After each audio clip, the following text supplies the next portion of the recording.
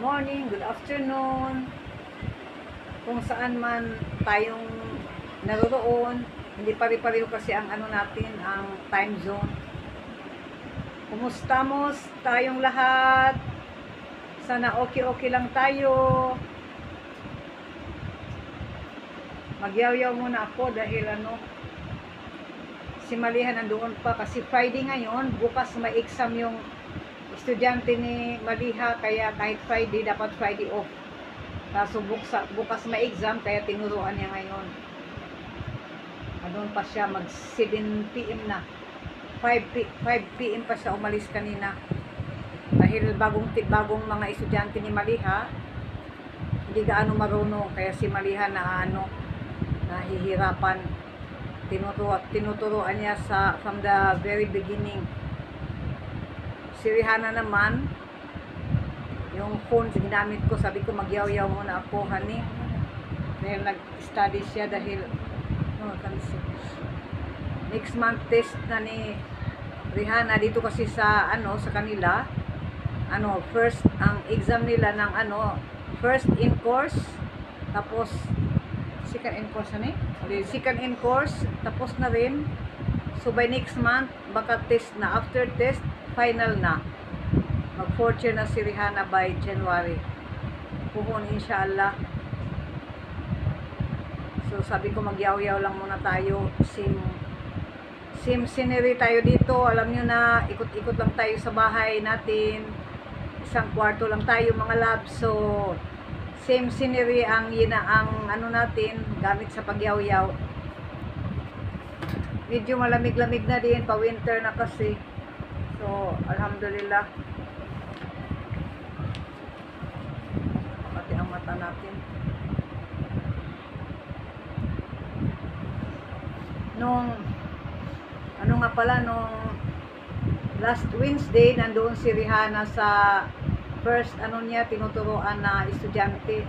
Tumawag ang atin niya, ay yung kuya niya, yung brother-in-law. Tapos tinawagan si Rihanna, namatay na daw yung yan ang lalaki ng ng panganay kong anak na babae na nandoon sa Saudi. Namatay nung Wednesday, mga Maghrib, siguro mga 6 PM namatay. So umuwi kaagad si Rihanna pagkatapos na tinuruan yung isang estudyante. Yung dalawang estudyante hindi na niya tinuruan dahil gabihin na kami. Umalis kami dito mga 8:30 PM na. So ang layo pa doon, ang layo. Tapos traffic pag sa gabi, rush hour kasi. So 8:30 kami umalis, dumating kami ng mga 10 past.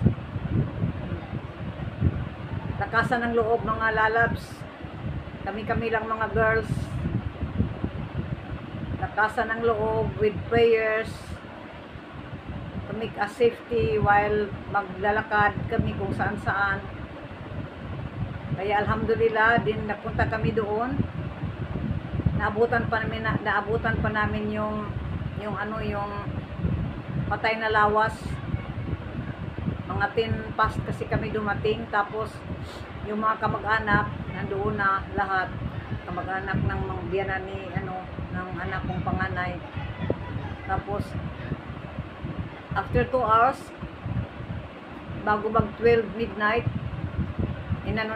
dinala na nila sa para kasi paliguan kasi ang labs, yung mga ang Islam kasi pag namatay papaliguan nila bago ilibing. So pinaliguan nila. Pagkatapos paliguan, dinala doon nilibing sa sa village nila. Malayo din yun, 2 hours ang biyahe, 3 hours, pero midnight kasi, so hindi na gaano free na ang road, kaya ganoon. Tapos habang aksidente pa yung yung sinasakyan nilang ambulansya dahil walang tulog daw yung driver dahil 4 na oras lang yung before 4 days, madami siyang trabaho siya, madaming trabaho, hatid sundo ng mga patay. So ayun na, disgrasya. Tapos nawalan pa ng puncture yung gulong na nakaabot doon, siguro matapos na ang prayer ng Fajr prayer. Dapat sana after Fajr pailibing. Tapos 6 na nilibing dahil ano naman yun, yung binan niyang lalaki ng anak ko, ano siya, parang guerrilla ba sa atin, di ba, yung guerrilla na ano, yung giyera natin noon, di ba, may mga guerrilla civilian na sumasali. So kaya dumating yung mga police, ano, parang may ano ba, yung parang may salute ba, di ba, salute yun pag ano ka, pag parang military kasi, di ba, yung ano, nag-ano sila ng military salute doon sa ano, bago nilibing. Kaya ayun, kaya kaming tatlo, pati yung biyanan niyang babae, kami lang doon sa bahay naiwan. Hindi naman pumunta yung biyanan ng babae dahil not well, masama ang pakiramdam. So doon lang siya sa bahay, hindi rin kami umuwi that night dahil kawawa din, dahil nag-iisa. Ay naku, kami wala kaming tulugan mga loves, nahihilo kami na wala kaming tulog hanggang mag-umaga. Mga bata walang tulog, ako rin wala kong tulog. Alam mo na, mahirap matulog ka agad pag yung manibago ang tulog natin pag hindi natin bahay. Kaya ganoon, hindi kami nakatulog. Kaya ano lang kami, nakaupo lang kami sa ano nila, sa sofa. Yung yan ang babae, natulog siya. Kaya ako hindi ako makatulog din. Kaya nag-ano lang kami, nag-puyat ba. Tapos hindi na kaya ng mga bata, nahilo na. Pati ako, nahilo na din ako. Kaya mga before 8, umalis na kami. Binilang ko ng almusal yung biyan ng babae ng anak ko. Tapos hindi kami nag-almusal. Ayaw ng mga girls, sabi na pagdating na lang natin sa bahay.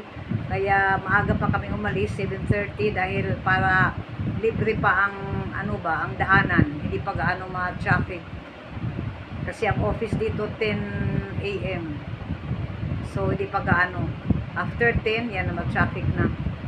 So dumating kami mga around 10. Kaya nag-ano kami, almusal muna. Tapos saka natulog kami. Natulog kami after ng almusal. From 10 past AM to 1:30 PM ang gising namin. Tapos si Maliha naman that day, ano, resulta ng ano nila, yung HEC exam ni Maliha, yung parang NCEE ba natin sa atin, bago makapag ano tayo, makapag enroll sa college, may exam din sila dito, ang tawag HEC. So alhamdulillah mga loves, alhamdulillah nakapasa si Maliha. Maliha passed the exam. Kahit hindi gaano malaki ang grades, but ang importante na ipasa. Dahil pag may isang subject na ma-failed niya, hindi siya pwedeng pa-enroll itong year na ito. Next year uli, yung isang subject, for example, na hindi na ipasa, mag-exam uli doon sa subject na yun. Alhamdulillah, naipasa ni Maliha. Natuwa talaga ako kasi ang daming ang daming 1 year na naman uli magantay. Yung effort natin, yung pera natin, yung gastos natin. So alas help na tinulungan niya pumasa si Bunso. Mag-college na si Maliha. 2 na ang college natin, mga loves. Laban-laban lang tayo. Allah is helping us. Si Rihanna, last year na niya, inshallah next year.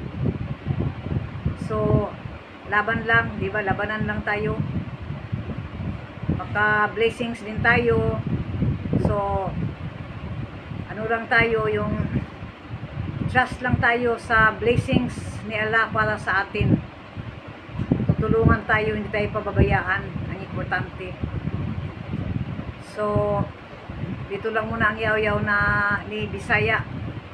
Panay lang ang yaw-yaw inside the room. So ngayon, waiting kay Maliha. 10:07 past na. Dito lang naman sa taas ng building namin, second floor, nasa first floor kami. So okay mga loves, ingat. Ingat sa tayong lahat. Diyan sa Pinas, daming lindol. Ngayon, daming kalamitis na umano sa atin. Sana wala gaanong maapektuhan. Prayers lang natin talaga. Prayers ang makatulong. Pray lang tayo. Ingat kayo dyan. Okay. Love you guys. You're the night sky trying to make me see